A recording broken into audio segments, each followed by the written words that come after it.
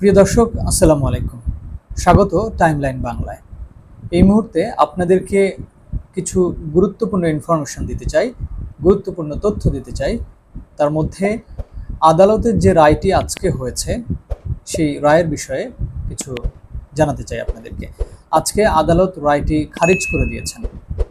রায়টি খারিজ করে দিয়ে আদালত বলেছেন, যদি পুলিশ কোথাও সংঘর্ষ দেখে, কোথাও বড় কোনো ঝামেলা হয়, সেখানে পুলিশ চাইলে তারা কাঁদানে গ্যাস ছুড়তে পারে, তারা টিয়ার শেল ব্যবহার করতে পারে, তারা রাবার বুলেট ছুড়তে পারে।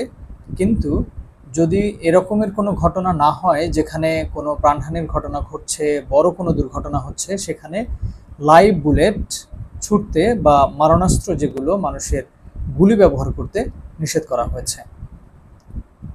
এছাড়া আরও বলা হয়েছে, যদি সেরকম কোনো ঘটনা ঘটে যায়, সেই ক্ষেত্রে যদি প্রয়োজন হয় তাহলে পুলিশ সেইগুলি ব্যবহার করতে পারবে। এই রিটটি দায়ের করেছিলেন আদালতের দুজন আইনজীবী, একজন মঞ্জুর আল মাতিন আর একজন হচ্ছেন আইনুন নাহার সিদ্দিকা। আদালত আজকে এই রিটটি খারিজ করে দিয়ে এই পর্যবেক্ষণগুলো দিয়েছেন। এছাড়া আরও কিছু ইনফরমেশন আছে। এখন পর্যন্ত সারা বাংলাদেশে ১৩ জন মানুষের মৃত্যু হয়েছে বলে আমরা জানতে পেরেছি।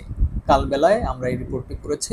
কালবেলায় আমরা দেখেছি দেশের বিভিন্ন প্রান্তে সংঘর্ষে, গুলিতে এবং পিটিয়ে আহত হয়েছে, পরে হসপিটালে গিয়ে মারা গিয়েছে। এরকম ১৩ জনের খবর আমরা এখন পর্যন্ত পেয়েছি।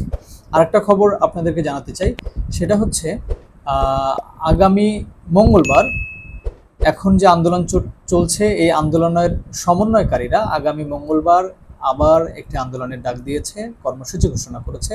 সেটা হচ্ছে ঢাকার বাইরে থেকে সবাই ঢাকায় চলে আসবে, তারা শাহবাগে সবাই অবস্থান করবে আগামী মঙ্গলবার দুপুর ২টায়। এখন পর্যন্ত আমরা এইটুকুই জানতে পেরেছি, সেটা আপনাদেরকে জানালাম। ধন্যবাদ সবাইকে।